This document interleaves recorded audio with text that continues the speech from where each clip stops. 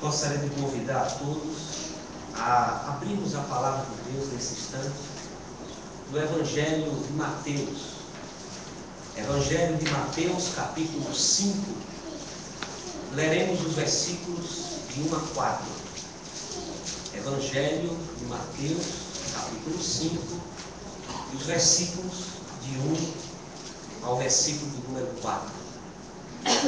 O Evangelho do Senhor nos diz assim: vendo Jesus as multidões, subiu ao monte e, como se assentasse, aproximaram-se os seus discípulos, e ele passou a ensiná-los, dizendo: bem-aventurados os humildes de espírito, porque deles é o reino dos céus.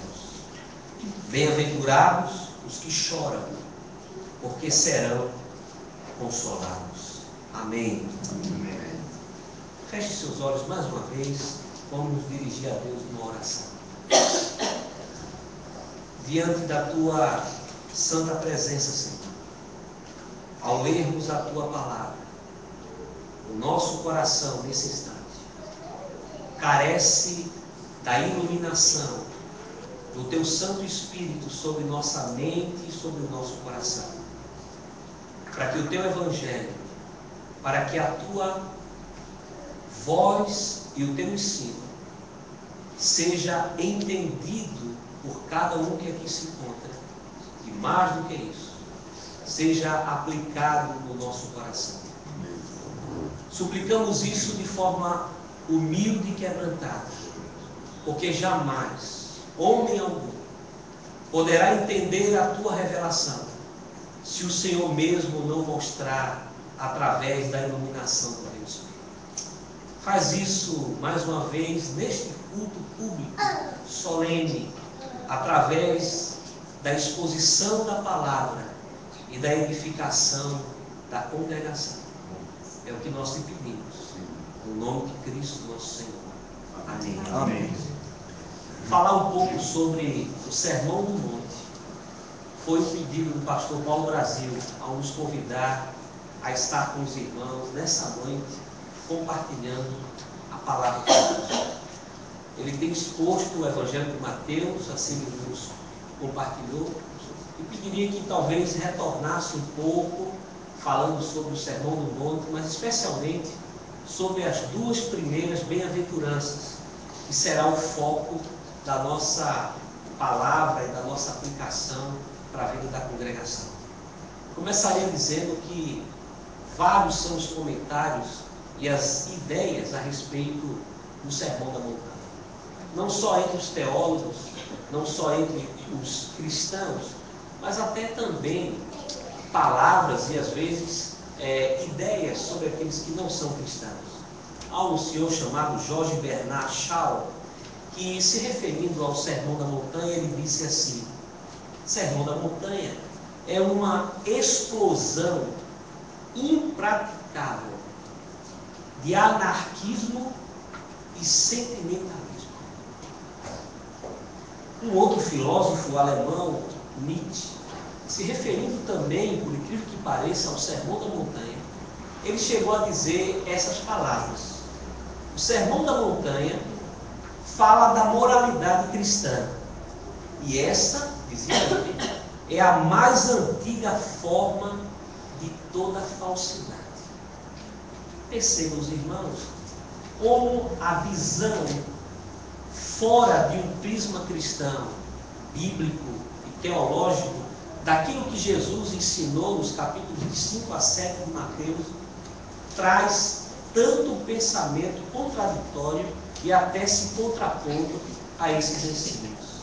Porém, diferente destes e tantos outros pensadores, cristãos, teólogos, eles têm enaltecido e evidenciado esse sermão, que sem dúvida alguma é um dos sermãos das Escrituras Sagradas, que eu diria que talvez seja o mais conhecido dentre tantos, mas sem dúvida talvez menos entendido, menos compreendido na sua profundidade, nas suas entrelinhas, na sua aplicação prática.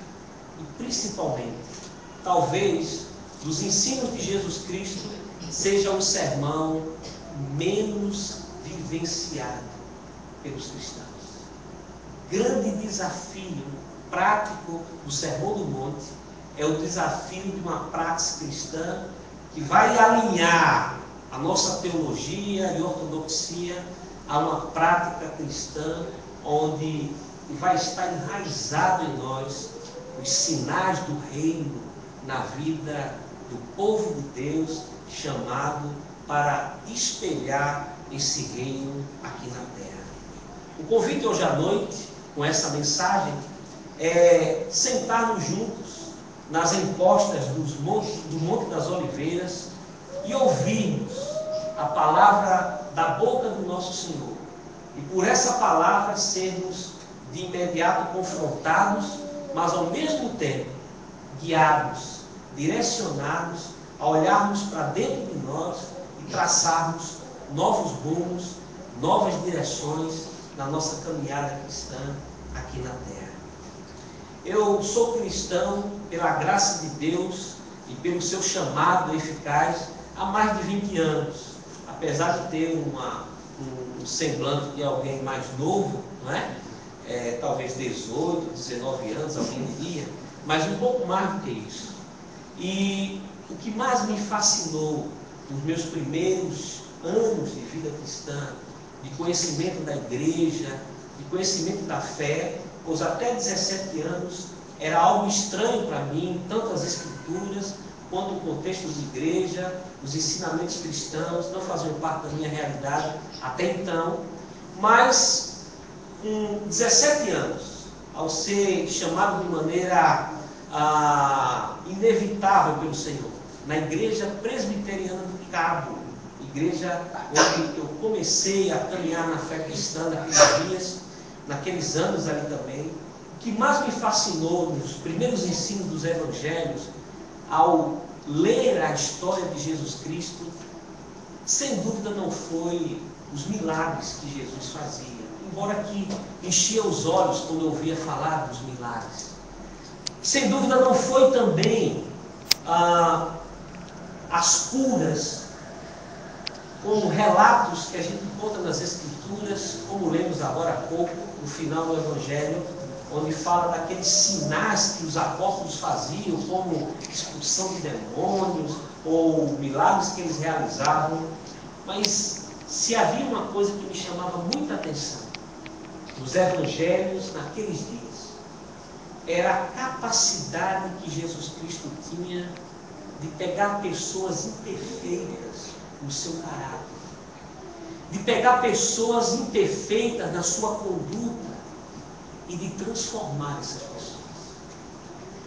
Um evangelho que entrava no coração, mas ele permeava a vida, transformava a mente e fazia com que o comportamento e as atitudes eram modificadas de maneira extraordinária. Leia histórias como a de Zaqueu, por exemplo. Alguém extremamente apegado aos seus bens, mas que, ao se encontrar com a graça de Deus e com o Evangelho, está disposto a restituir a todos aqueles que ele defraudou. E no lugar de ser egoísta, entesourando bens para si próprio, agora ele resolve repartir com aqueles menos favorecidos. Ouvi histórias como Maria Madalena, ou Maria de Magdala, uma mulher da vida que, ao ser transformada pela graça de Deus, não deixava de estar perto agora do seu Senhor. Esse Evangelho, o Evangelho que transforma a vida, que muda a conduta, que muda a mente, que muda os alvos e os desejos do coração, sem dúvida foi o Evangelho que logo nos primeiros anos da minha caminhada me fascinou. Esse eu entendo como o Evangelho do Reino. O Evangelho do Reino de Deus. E segundo Lucas, no capítulo 6 do seu Evangelho, esse sermão chamado Sermão da Montanha, ele é pronunciado por Jesus no seu segundo ano. Lucas capítulo 6, dos versículos de 12 a 49. Lucas localiza esse sermão proferido por Jesus no Monte das Oliveiras, provavelmente no segundo ano do seu ministério. Era chamado o ano da popularidade. Se no primeiro ano nem todos conheciam Jesus, apenas ele era o filho do carpinteiro, nesse segundo ano Jesus já era bem conhecido. As multidões já fluíam para ouvi-lo. Todos queriam tocá-lo, ouvir uma palavra, e muitos também para serem curados ou até para alimentarem a sua própria vida.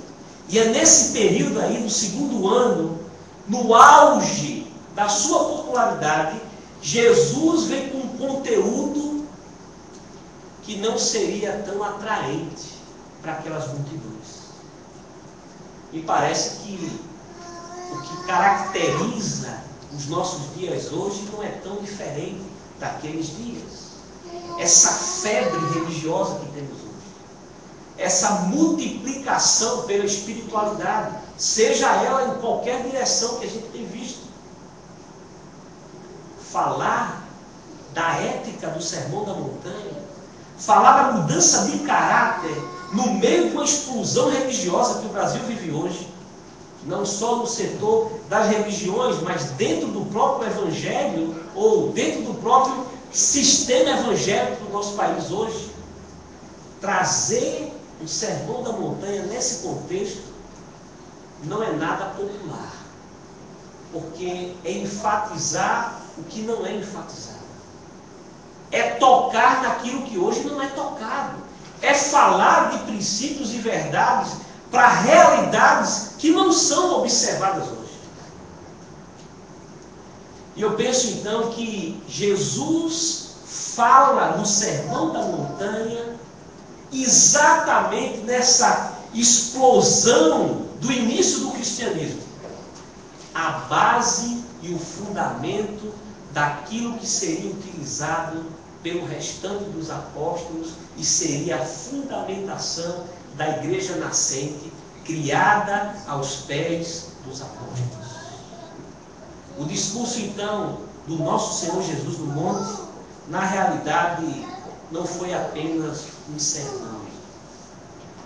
Não foi apenas um mero pronunciamento, mas ele expõe a verdadeira essência do reino, o caráter do cristão e a ética que deveria permear a vida destes a partir daquele instante, quando depois de algum tempo ele já não estaria mais presente fisicamente para acompanhá-los. Ele abre então essa série de mensagens contidas no mesmo sermão, com 8 declarações que nós bem conhecemos, chamadas de bem-aventuranças. Elas falam exclusivamente de qualidades. As 8 bem-aventuranças vai falar de qualidades necessárias na vida daquele que agora está sendo incorporado ao reino de Deus. Jesus está claramente agora esboçando nessas bem-aventuranças o que é o verdadeiro ensino do reino dos céus. E logo de pronto nós percebemos nos primeiros versículos do capítulo 5 de Mateus que ele não está falando nada desse mundo. O reino dele não é daqui. Suas fronteiras passam das terras e cidades e vai para o coração. Ele estabelece princípios que mudaria de dentro para fora os seus ouvintes, mas queria conduzi-los de forma firme e constante até a eternidade. Basicamente, o Sermão da Montanha, ele traz 2 afirmações preliminares. A primeira: o reino dos céus está aberto não àqueles que se julgam virtuosos ou presunçosos, mas ao pecador suplicante, vazio de si mesmo, que se chega à presença de Deus. É um convite à crucificação do seu próprio eu, de um esvaziamento de si mesmo e agora do enchimento dos valores, não seus, mas agora dos valores de Deus para a sua vida. O segundo é que o reino não é dos poderosos. Aqueles que viriam fazer parte deste reino não deveriam estar preocupados em obter riquezas, poder, especialmente vindo através da violência. Não. Cidadãos do reino dos céus, eles deveriam ser homens pacientes, que estão dispostos até a abrirem mão dos seus próprios direitos, se isso fosse necessário, pelo amor ao próximo.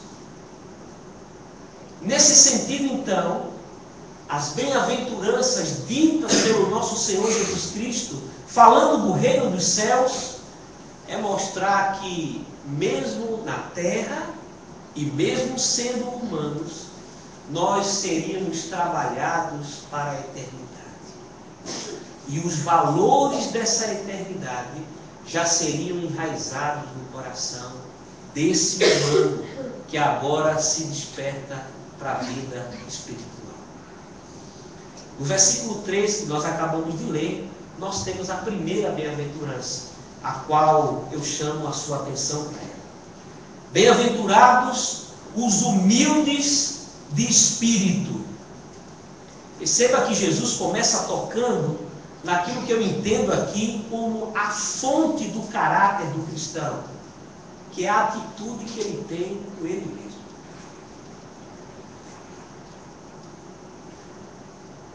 Jesus nos convida já no início da sua bem-aventurança de fazermos uma checagem sobre a nossa própria alma, a nossa própria condição diante dele, a nossa própria vida espiritual diante desse Deus gracioso que vem sobre a nossa vida. O interessante é que Lucas, quando cita as bem-aventuranças, ele sintetiza essa bem-aventurados humildes de espírito apenas dizendo: bem-aventurados sois vós os pobres. Lucas capítulo 6, versículo 20. Ele relaciona humildes com pobres.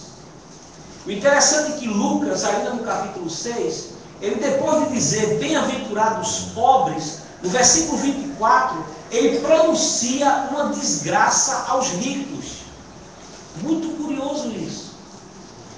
O humilde que Mateus coloca é o pobre que Lucas cita, e logo um pouquinho na frente ele traz uma palavra de ai ou de juízo para os ricos. Interessante que ainda Lucas, no capítulo 4, quando ele está na sinagoga de Nazaré, lembramos muito bem dessa passagem, Lucas capítulo 4, 18, ele abre o livro do profeta Isaías, no capítulo 61, versículo 1, e ele lê a profecia messiânica, falando sobre Jesus, e o interessante é que ele diz claramente: ele vem para os pobres. O Messias viria para os mansos, que receberiam o Evangelho. E Jesus, fazendo a atualização dessa profecia, ele diz: ele me ungiu para evangelizar os pobres,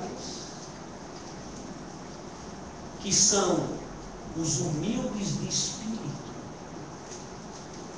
Mais tarde, ainda no Evangelho de Lucas, no capítulo 18 agora, Jesus vai novamente usar essa palavra, se contrapondo aos ricos, E no capítulo 18 de Lucas, 24 e 25, nós temos um relato que virou até ditado popular. Todo mundo cita isso quando ele diz assim: é mais fácil um camelo passar por um buraco de uma agulha do que um rico entrar no reino dos céus.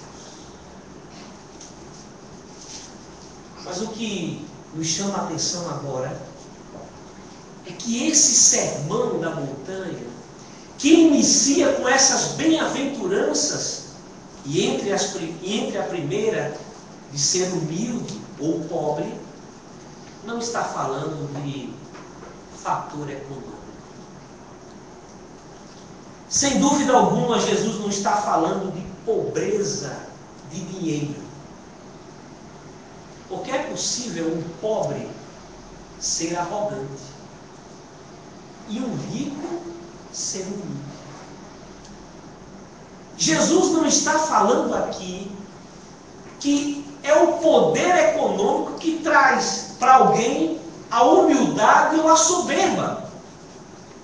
Mas pelo contrário, esses pobres ou humildes, na linguagem de Mateus, são aqueles que, possuindo muito ou pouco, eles têm consciência que são vazios espirituais.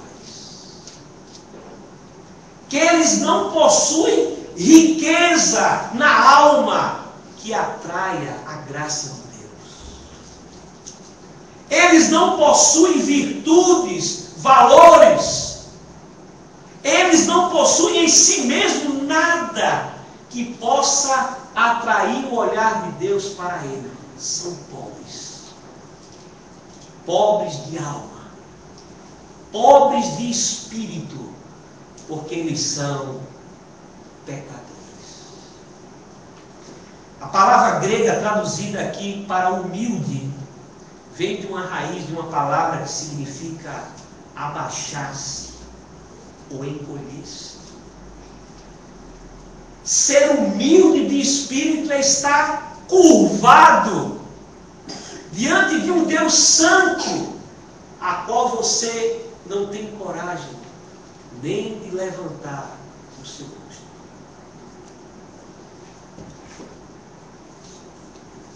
Ela se refere simplesmente àqueles que, mesmo que na sua vida terrena tenham suas lutas, tenham suas tribulações, tenham as suas dificuldades que a vida vai trazer,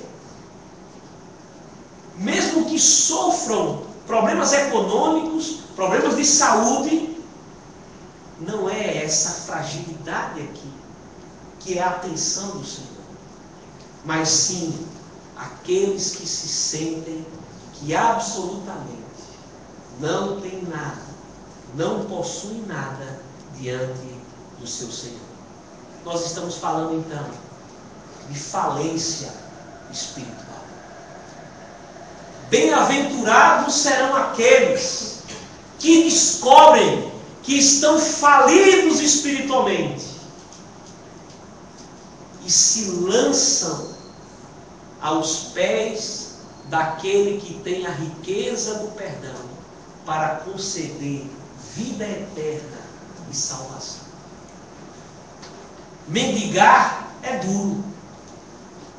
Quem gostaria de ficar por aí pedindo ou dependendo das pessoas? Mas mendigar é mais difícil para quem é orgulhoso. Porque mesmo quem precisa mendigar, na necessidade ele o fará, se for humilde por isso. O orgulhoso terá grande dificuldade de pedir ajuda a alguém. Diante de Deus, nós precisamos mendigar, mas com humildade, sem presunção, sem prepotência, sem orgulho. Chegar diante dele com as mãos vazias, dizendo que nada temos, que nada possuímos e que nada merecemos. É dessa mendicância e com essa atitude que as nossas mãos serão cheias da misericórdia e do perdão de Deus e para o sossego da nossa alma. Não veremos o reino dos céus até que encaremos essa realidade. Os humildes e simples estão próximos do reino. Esse reino é para os humildes, pobres, que se chegam àquele que é o grande Rei, o grande Senhor de todo o universo. A segunda bem-aventurança, no versículo 4, diz: bem-aventurado aqueles que choram. Nós temos sido educados a não chorar. As crianças desde cedo já são bem instruídas, se for menino principalmente. Homem não chora. Homem não chora. Interessante que isso vai crescendo com as nossas crianças, vai passando para a adolescência, e nós vamos crescendo acreditando que nem homem chora, e principalmente que choro não traz felicidade.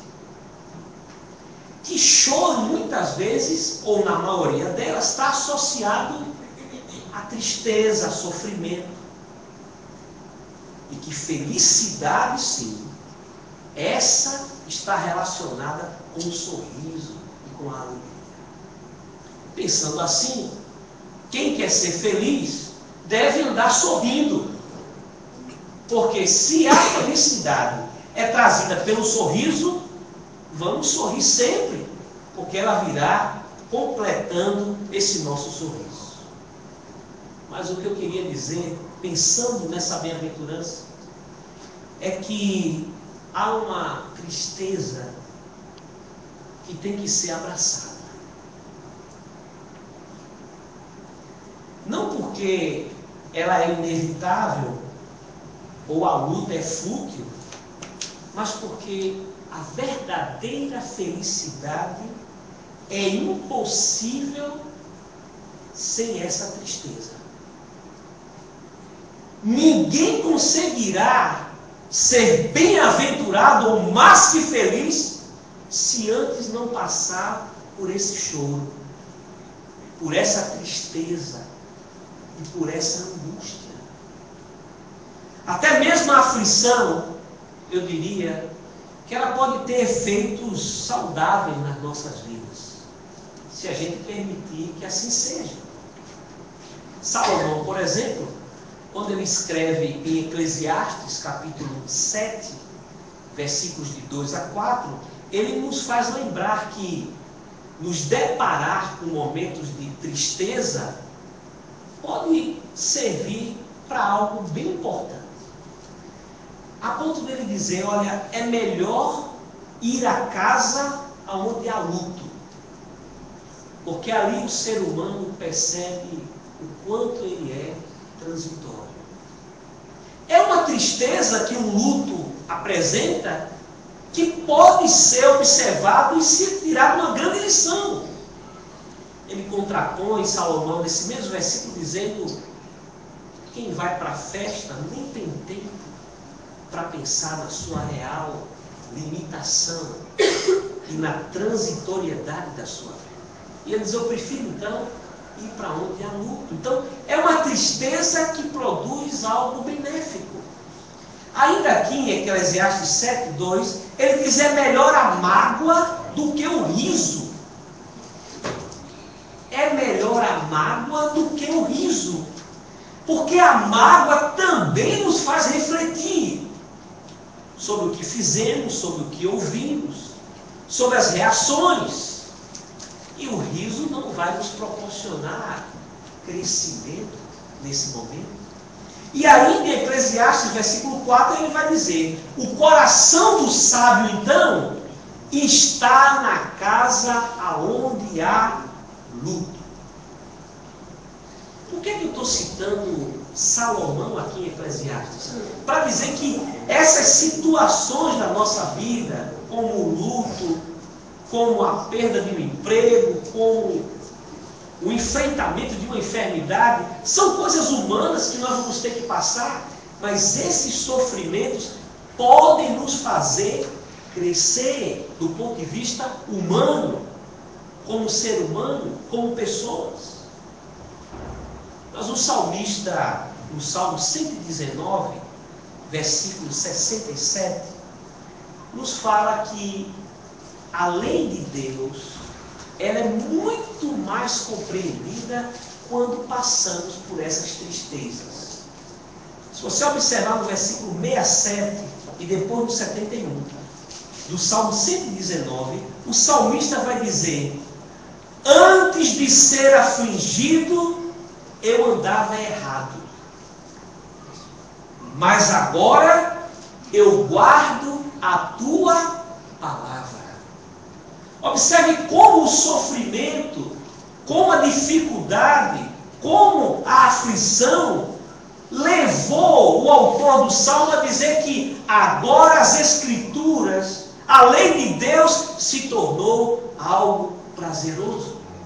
Ele continua dizendo: foi-me bom eu ter passado pela aflição, para que eu aprendesse os teus decretos.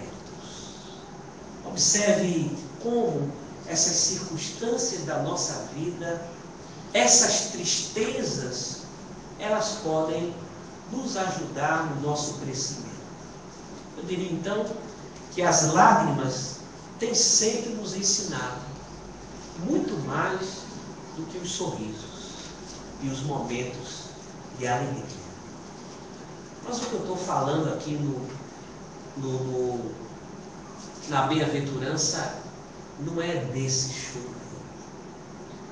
É um choro um pouco mais profundo. É um choro que algumas lágrimas podem produzir. O choro que eu estou falando é a tristeza que Deus produz no nosso coração. Tristeza essa que, se nós não passarmos por ela, jamais seremos felizes na totalidade da palavra. Jamais seremos bem-aventurados. Jamais entraremos no reino dos céus. Porque essa tristeza é a tristeza segundo Deus. É a tristeza que o causador é o próprio Deus no nosso coração. E no meu entendimento, quem melhor falou dessa tristeza foi o apóstolo Paulo, na sua segunda carta aos Coríntios, capítulo 7, versículo 10. Quando ele disse assim, 2 Coríntios, capítulo 7, versículo 10.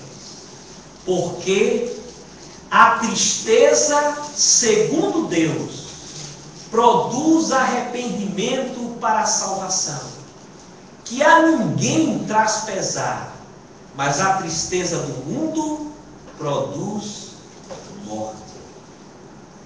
Queridos irmãos e amigos, essas são as lágrimas que nós precisamos derramar.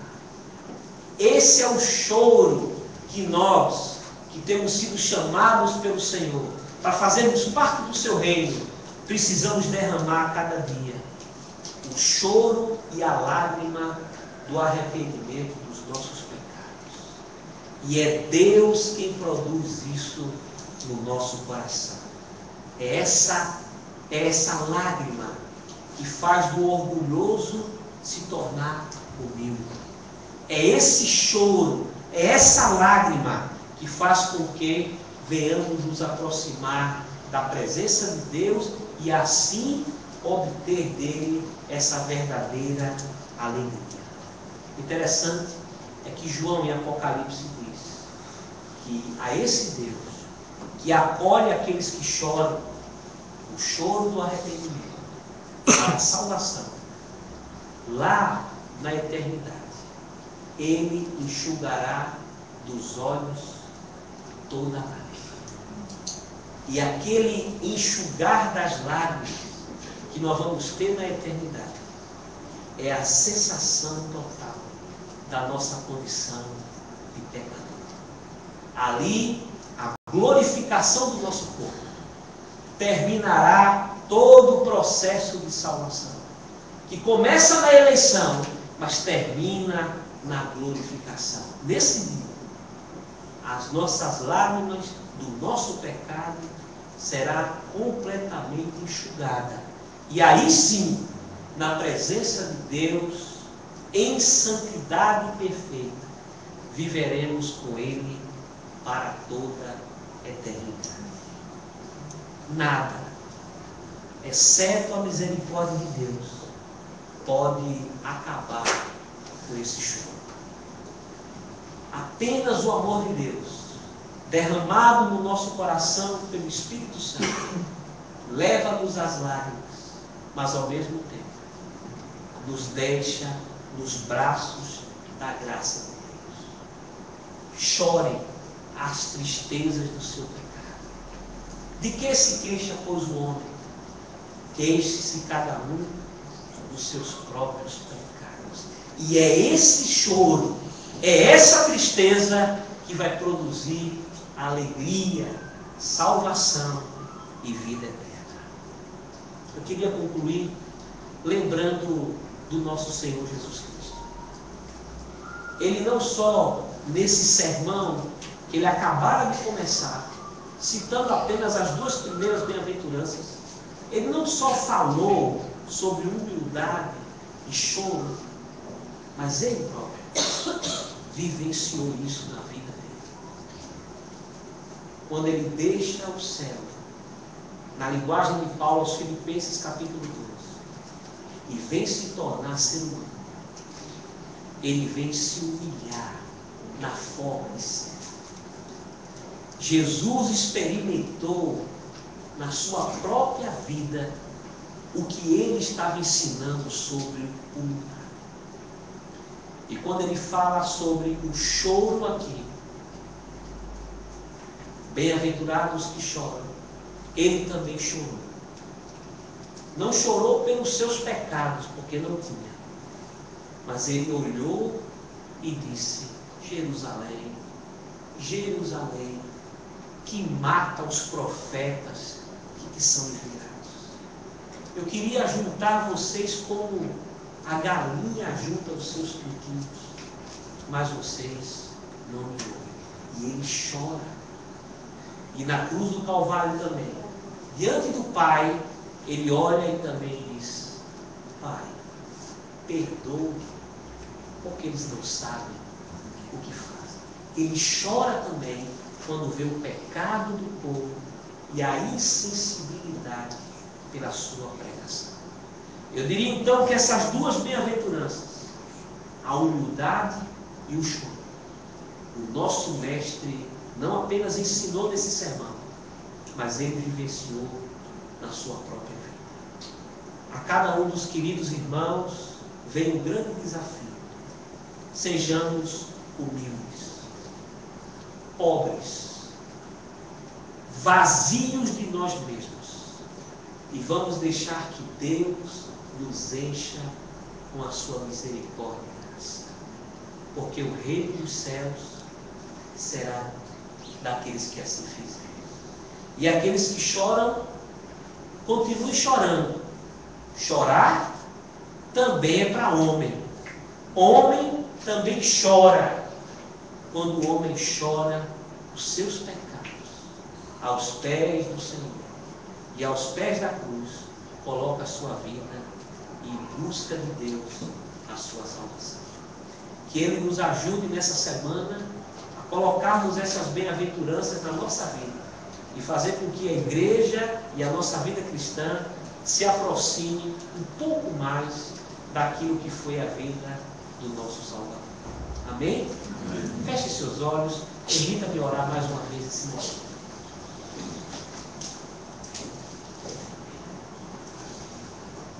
A Tua palavra, Senhor, acaba de ser lida, explanada, meditada. E a partir de agora, Senhor, rogamos que o Teu Espírito Santo, Ele aplique esses princípios de vida eterna no coração dos teus filhos que aqui se encontram. Tenha misericórdia, Senhor, de cada um de nós. Ajuda-nos a nos humilharmos diante de Ti, porque a Tua palavra diz que os exaltados são humilhados, mas os humilhados são exaltados diante do Senhor. Mas ao mesmo tempo, nos faz chorar cada dia, Senhor, pelos pecados que cometemos em pensamento, palavras e ações. E que em cada momento o Teu Espírito Santo nos conduza ao arrependimento, à confissão, ao quebrantamento e à vida de santificação, de luta diária na Tua presença. Faz isso, Senhor, nas nossas vidas. É o que nós te pedimos, no nome e por amor de Jesus Cristo.